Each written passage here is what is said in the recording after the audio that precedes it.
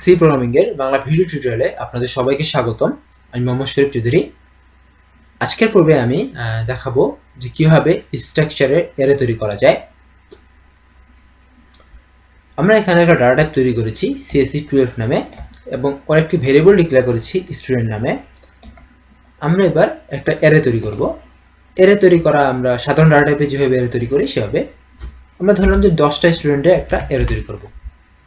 এর মানে হচ্ছে যে স্টুডেন্ট 0 থেকে শুরু করে স্টুডেন্ট 9 পর্যন্ত মোট 10টা ভেরিয়েবল তৈরি হয়েছে, যার প্রতিটার নাম রয়েছে, স্টুডেন্ট আইডি রয়েছে এবং সিজিপিএ রয়েছে। এটাই হচ্ছে একটা স্টুডেন্ট টাইপের অ্যারে তৈরি হয়ে গেল। এখন আমরা ইনপুট নেব। ইনপুট সিস্টেমটা আমরা সাধারণভাবে যদি স্টুডেন্ট 0 ডট নেমে দিতে পারি, যেমন STUDENT স্টুডেন্ট 0 ডট নেম দিয়ে আমরা স্টুডেন্ট 0 নেমকে অ্যাক্সেস করতে পারি, এভাবে করতে পারি। এবার আমরা 10টা এর মধ্যে মান ইনপুট হিসেবে দেব।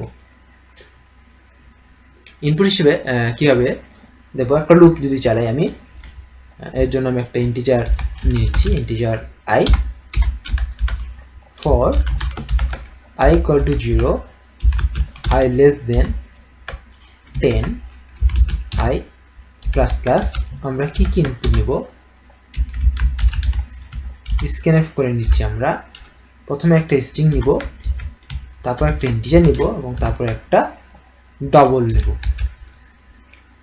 এবং প্রথমটা হচ্ছে নেম, তাহলে এখানে আমাদের লিখতে হবে STUDENT student I dot name, এটা হচ্ছে প্রথমে। তারপর হচ্ছে STUDENT student I dot SID student ID, এবং তারপরে লিখতে হবে STUDENT student I dot CGPA, আমরা CGPA নিলাম। এই প্রোগ্রামটাকে যদি আমরা রান করি তাহলে সেটা দেখাবে। এবার আমি কি করব, ইনপুট নেব এবং সঙ্গে সঙ্গে আমি প্রিন্টও করে দেব। প্রিন্ট করার জন্য আমি একটা আলাদা লুপ ইউজ করব এবং আমি আরেকটা যে জিনিসটা এখানে দেখিয়ে দেবো সেটা হচ্ছে যে আমি একটা ফাংশন ইউজ করব এবং ফাংশনে প্রিন্ট করব। ফাংশনটার নাম দিচ্ছি আমি প্রিন্ট ফাংশন এবং সেটা হচ্ছে ভয়েড দিলাম প্রিন্ট ফাংশন। প্রিন্ট ফাংশন যদি আমি দিলাম, এই ফাংশনের কাজ হচ্ছে একটা স্ট্রাকচারটা নিবে। তাহলে আমি যদি এখানে STUDENT দিয়ে দেই তাহলে এটা করার অ্যারেটাই চলে যাবে। এবং তার আগে এখানে কি লিখতে হবে যে CSE12 এবং তার আগে যেটা লিখতে হবে সেটা হচ্ছে start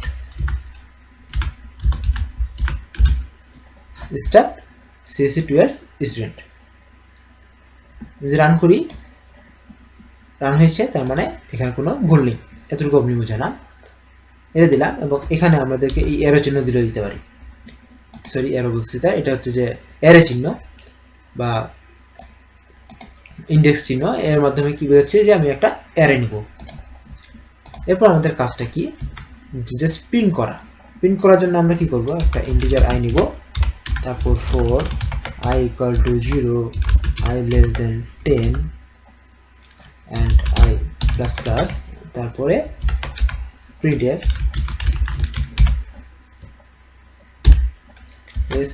STUDENT student name %n এবং এখানে কমা দিয়ে লিখবো যে STUDENT student I dot name.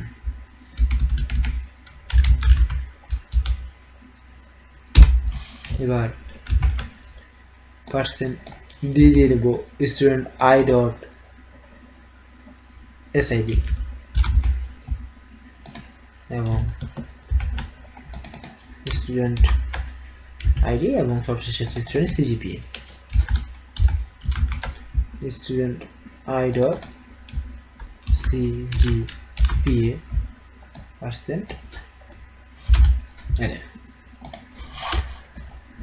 এটার সাথে আমরা প্রিন্ট হবে, এতটুকু যাচ্ছে।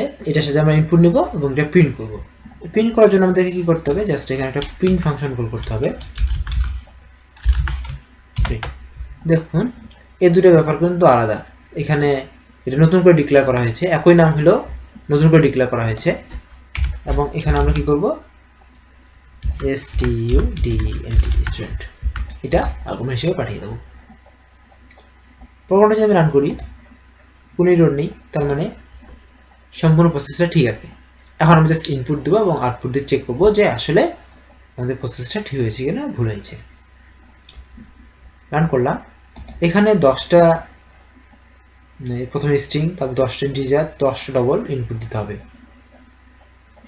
এই কাজটা আমি ইনপুট এভাবে না দিয়ে একটা ফাইলের মধ্যে আমি সবগুলো লিখে রেখেছি।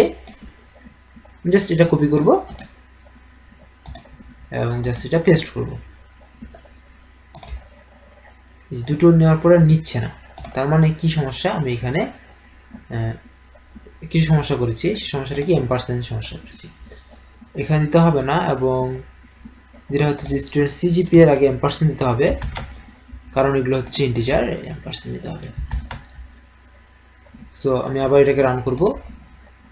রান করতে কপি করাই ছিল, পেস্ট করলাম, সবগুলো চলে আসছে। এবার আমি এন্টার চাপলাম, দেখুন সবগুলো নাম আবার প্রিন্ট করে ফেলেছে। স্টুডেন্ট নেম মিম, স্টুডেন্ট আইডি, স্টুডেন্ট এটা। সো এখানে আমি যদি এখন %.2 দেই, তার মানে সবগুলো মান স্টোর হয়েছে। রান করলাম। এরপর আমি এখানে এডিট চাপে পেস্ট,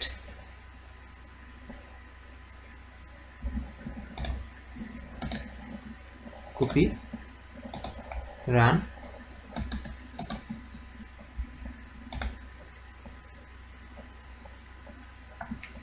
কোনো সমস্যা হচ্ছে পার্সেন্ট, ওহ সরি, এটা তো আমি স্ক্যানএফে .2 দিয়েছি, এটা স্ক্যানএফ হবে না, ভুল করে দিয়েছি। এটা .2lf হবে printf এ। এত বড় বড় ভুল হয়ে যাচ্ছে।